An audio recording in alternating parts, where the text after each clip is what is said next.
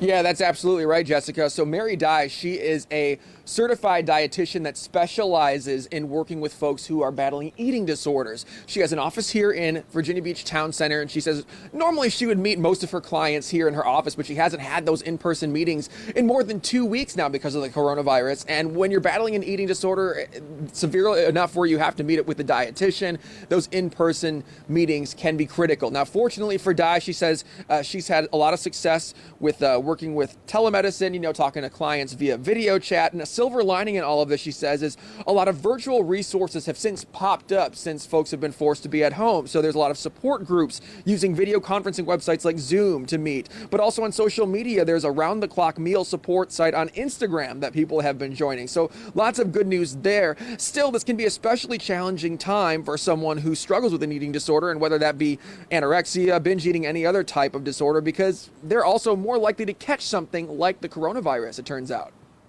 Everyone who comes through my door is in some way malnourished, and therefore when we're malnourished we are in some capacity immunocompromised. So it's not uncommon at all for my clients' labs to reflect a low white blood cell count, for instance, like low immunity or low vitamin levels in their blood. So they're going to be more susceptible to catching a virus.